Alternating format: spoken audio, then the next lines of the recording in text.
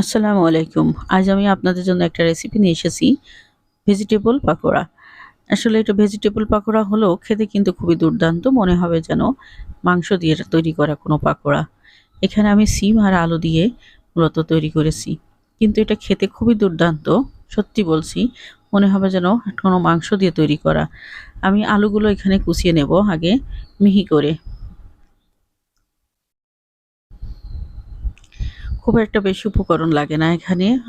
মূলত সিম আর আলু, সিমগুলো ভালো করে কুচিয়ে রেখে দিয়েছি আমি আগে থেকে। আর এখন আলুটা আমি কুচিয়ে নেব। তারপরে অন্যান্য উপকরণগুলো আপনাদের নিয়ে দেখাবো।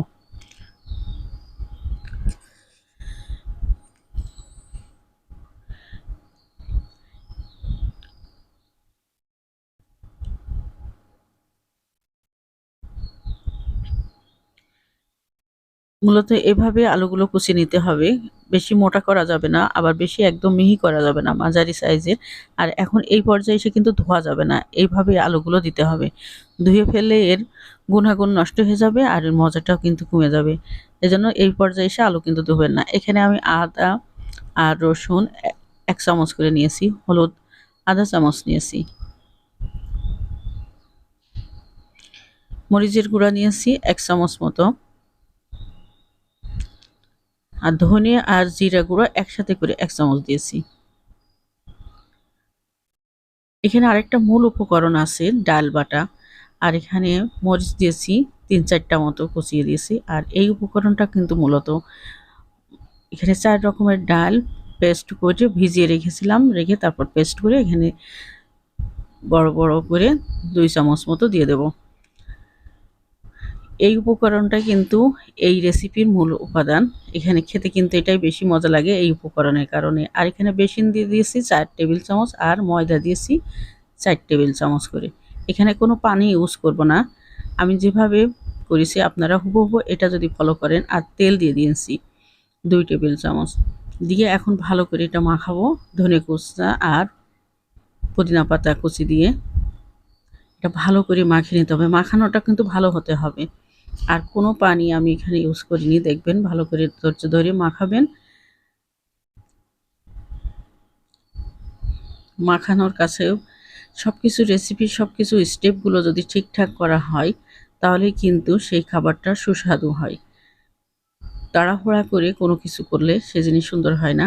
প্রত্যেকটা স্টেপ কিন্তু ফলো করতে হবে। তবে এই পাকোড়াটা খেতে সত্যিই দুর্দান্ত লাগবে।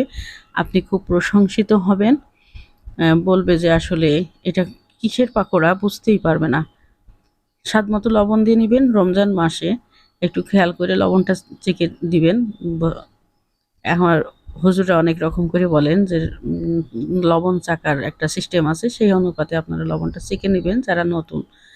আর যারা পুরাতন তারা তো অনুমান করে অনেক কিছু করে ফেলে। আমি যেভাবে মাখাইছি আপনারা এভাবে মাখাবেন, কোনো পানি ইউজ করবেন না, কোনো কিছু দেওয়া লাগবে না। যে উপকরণগুলো দিয়েছি হুবহু এই উপকরণগুলো ব্যবহার করবেন। খেতে সত্যি বলছি খুবই দুর্দান্ত, খুবই সুস্বাদু, মজাদার একটা রেসিপি। এটা ১০ মিনিট রেস্টে রাখতে হবে।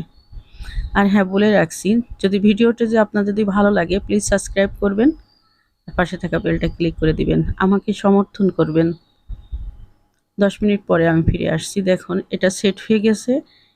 এই ১০ মিনিট কিন্তু বিশ্রামটা খুব জরুরি। এখন আমি পেঁয়াজু আকারে করে পাকোড়ার মতো করে এটা শেপ করে নেব, নিয়ে ঝটপট ভেজে নেব। আর তেলটা কিন্তু খেয়াল করবেন, তেলটা কিন্তু আগে গরম করে নেবেন, নিয়ে তারপরে মিডিয়াম আঁচে এটা ছাড়বেন। বেশি হাই হিট রাখবেন না, আবার একদম লো করবেন না। আগে তেলটা গরম করে নেবেন, তারপরে মিডিয়াম আঁচে এগুলো ভেজে নিতে হবে উল্টে পাল্টে মচমচা করে।